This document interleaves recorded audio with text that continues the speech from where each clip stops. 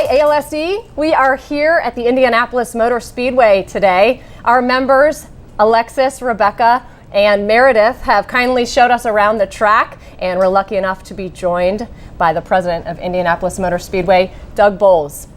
We're going to talk a little bit today about the racing industry in general, the fan experience, and certainly a lot about this track and what makes it iconic and makes the fan experience different and unique.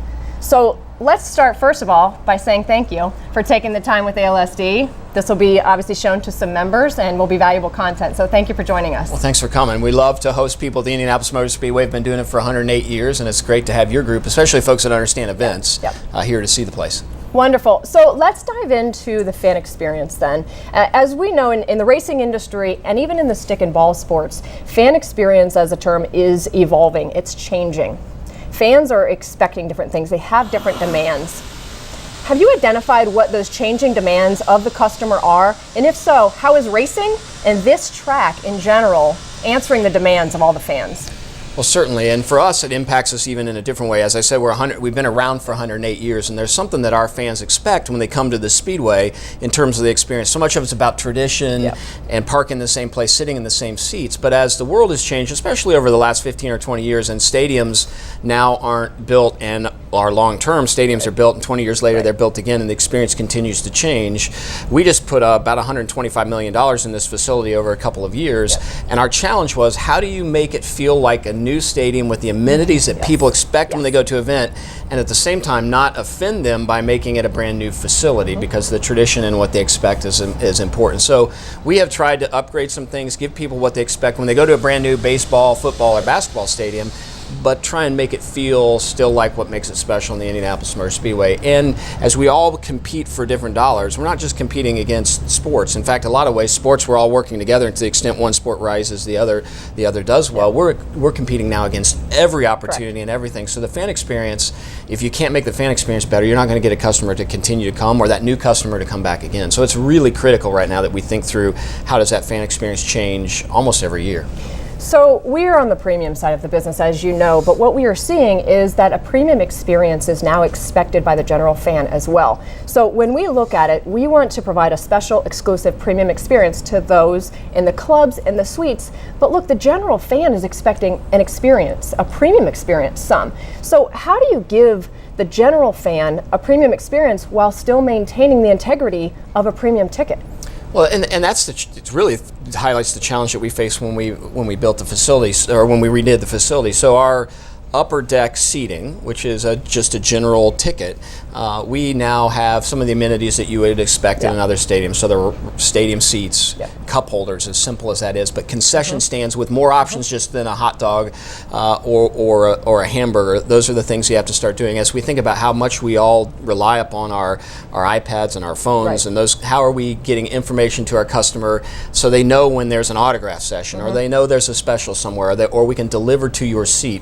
I mean, those are the things that we have to start doing to make those customers who aren't in a club like this or in a private suite, make them know that they're just as special to us, and the experience is just as important to us. Even parking, right? It starts at parking. If you can give a regular fan a good parking spot, or the ability to get to park somewhere easier for them to get in, those are all the things you have to start thinking about to make sure that the customer's experience, even at the general admission level, it feels like they're at the highest level in terms of premium suites. Certainly. And how are you making it special and exclusive for your premium clients? And I guess you could take that to what you've built here. We can take it to the bricks and mortar of the facility and how it impacts the fan experience. What have you created for your highest level client, your premium client? So when we first started building suites here in the middle 70s, we had a suite bank in Turn 2, which still exists today.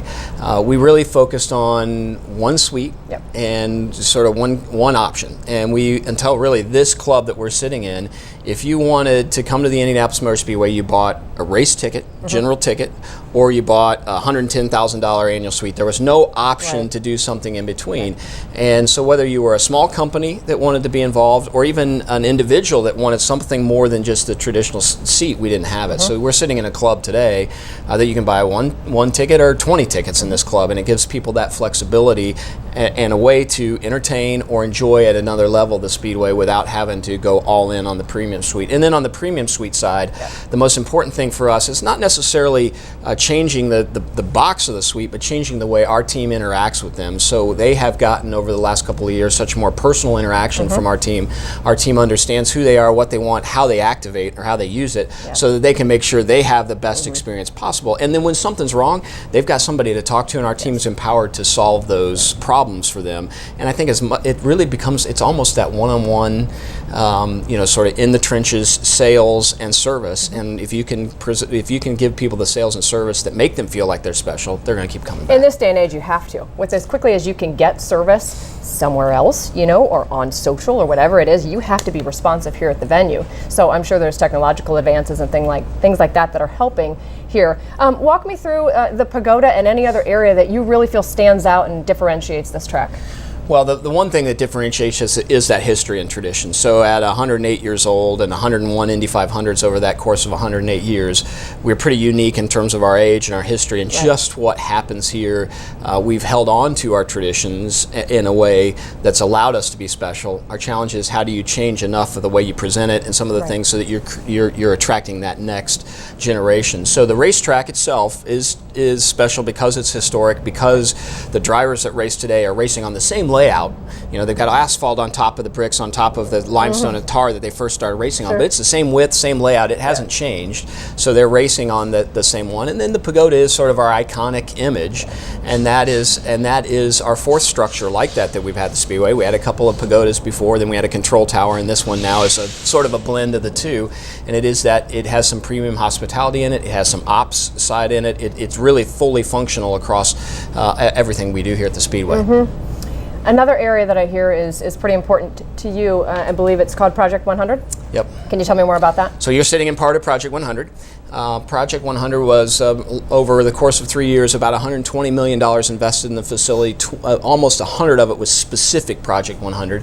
And the idea behind that was we wanted to invest in the facility in preparation for the 100th running of the Indy 500 in May of 2016. So we started the project in the fall of 13. Our first few pieces of it came online in 14, and it was completed just before the 500 ran in 2016. And part of it was premium opportunities like this, seating opportunities throughout the facility, some new roof structure around the facility, but it was a lot of things to help modernize us, but at the same time really paying attention to that tradition that's so important. I often tell people it's sort of like Wrigley Field. Sure. If you go to a Wrigley game, part of the experience of the Wrigley game is being in Wrigley Field, and we could have said, you know what, the racetrack's not going to change, we're going to tear everything else down, we're going to build something brand new. Well, when people came in, they would have said, that's like going to Wrigley and saying we're tearing everything down but leaving the grass. Right. It just doesn't work. So for us, the challenge was, how do you make it feel like the Speedway people have fallen in love with, that their dad, their granddad, whoever introduced them to it, but at the same time give them those amenities that you expect today when you go to a brand new stadium.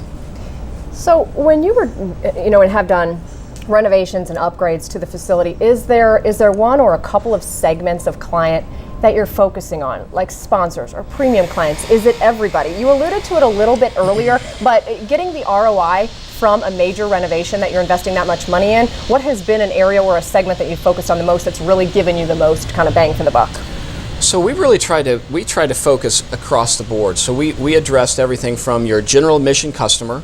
So we did that through brand new spectator mounts, for example. So the guy that buys a GA ticket that doesn't have a reserved seat but still wants to be part of the race, we built spectator mounts so it elevated them, gave them sort of a family picnic feel, but also gave them great views of the racetrack, not just the oval but our road course. So from that standpoint, it was really important to start with everybody, all the way up to the premium customer in a venue like this. So we've tried to balance it across the board. Our entire team is concerned about our customers, and when you have on 100th running of 350,000 people in this venue, most of those people are regular customers. So it was really important that when we invested in that regular customer. A lot of the seating that's sort of behind us is our highest priority seating, and there are folks that have been in those same seats, or their families have been, since World War II. So we felt like it was important to give them something so that they continued to come back, as they are, they're sort of our best customers. But it really was measured across the board, including from the race car drivers' standpoint. We redid our road course that they raced on to make it more fun for them, more competitive for them, better on their equipment. So we tried to look at all of our constituents and make sure somewhere we were touching each of them with that project. That's a great answer to that. Let's go into what we can learn from other tracks, even other industries. So the stick and ball sports love the access to players, special premium exclusive experiences. So take, for instance, almost 10 years ago now, the Dallas Cowboys built their what is now an iconic venue. They did a club where basically the player walk, there was a club where fans could almost reach out and touch the players as they walked through. That was special.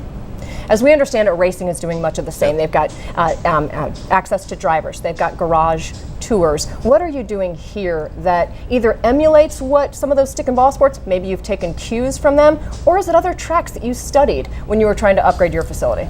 So we kind of study all sport, all of entertainment really, when you try and do that and make those investments. I think in the IndyCar series, the NASCAR series, racing has sort of been on the front end of connecting their stars, their athletes to folks that are just regular fans. Yep. So a little bit of that access that you get at a racetrack, I think other sports have looked at racing to try and make it better. Yep. Our athletes are involved in sponsors, so oftentimes on event day they're in a premium suite talking to customers in a premium suite. Our NASCAR event, for example, we introduce our drivers and walk them down our yard of bricks through lines and lines and lines of people. To your point, they could literally reach out and touch those drivers as they're coming forward. Our Grand Prix that we do here, which is a road race to kick our month of May off, at the end of the race we have what we call track invasion. So we basically open up the baseball field or the football field to fans who then flood out onto the racetrack and get a chance to be up close and personal with victory podium, at least the playing field as well. So those things are all really important, that you give them that experience and the connection to the superstars in order to continue to get people to come back. And I think you can learn a lot of that from a lot of different venues. And our team's always paying attention, especially locally. We have a pretty neat market here where each sports franchise is helping the other. So our team oftentimes will go to a Colts game or a Pacers game or an Indians game, which is our minor league baseball, to learn from them, and vice versa. Those teams will come out and learn from what we're doing and sort of share best practices. It goes back to what I said at the beginning. I think a lot of level, as sports entities, we're not necessarily competing against each other. We're competing against sort of the non-sport entertainment that's battling for those dollars. And to the extent that we can get sports to rise and help each other out, I think we're more as one group that's really trying to survive. So we can learn from each other for sure. Stay on that. As an association, obviously we are strong in stick and ball. Yep. We're growing with racing members. We've got minor leagues and colleges. What can others in the industry in those stick and ball sports learn from racing besides what you just told us? Continue on that. Well, so I think a lot of just straight operations level, right? We can learn how to operate better together. We can learn our concession service, the way we're delivering concessions, the way other stadiums are delivering. I think we share a lot of common things. The difference really in our facilities is they're just bigger. Yes. Right. So this track is a mile long by a half mile wide. It's 275 acres. You can put 15 Lucas Oil Fields, our football stadium, inside here.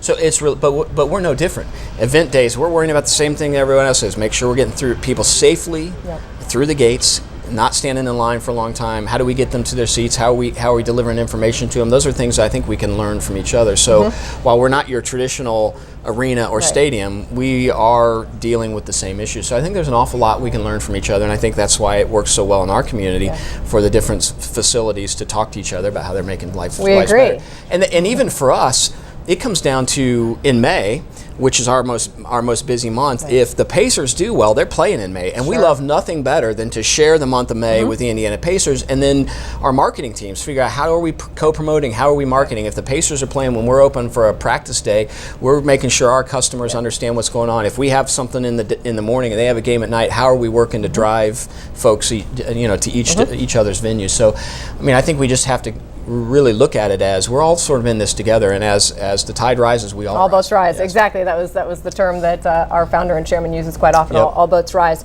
I'm going to end it on one question and leave it pretty open for you. Racing as a sport, as an industry, where is it going? And I mean that from the fan experience perspective, bricks and mortar. Are you seeing a new, maybe evolution or a brand new kind of marketplace for racing? I don't know that we're seeing a brand new marketplace necessarily. We are having to think through, and I think like all sports entities are, we're having to think through what's next. How do you create that next generation of fan? What we don't have that a college has or an NFL team has or a baseball team has necessarily, we don't have that community feel necessarily around racing. if you live in Indianapolis, you wear Colts stuff Sure. because you live in Indianapolis, whether you're an NFL fan or not.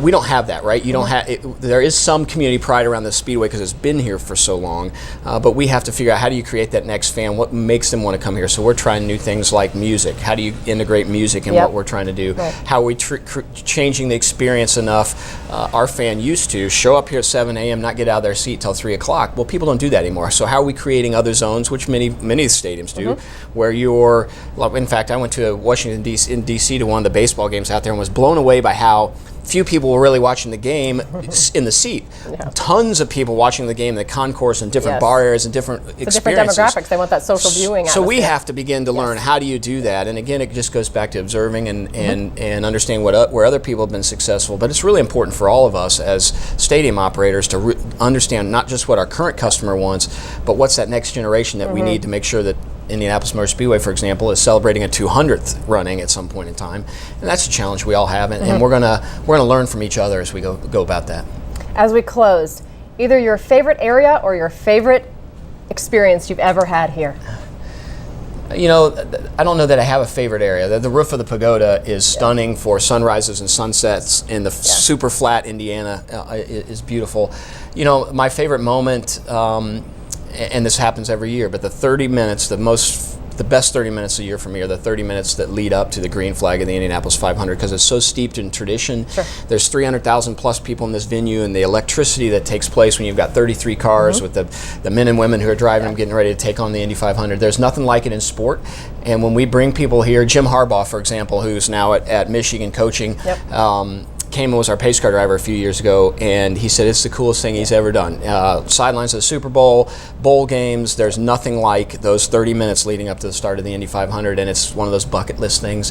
For those of us that get to work here, we get to do it every year, and at some level when the race starts, while you got 500 miles to crown the champion, you start going, oh man, I got to wait a year to do those 30 minutes again. It really is, as far back as I can remember, it's my favorite 30 minutes of the year.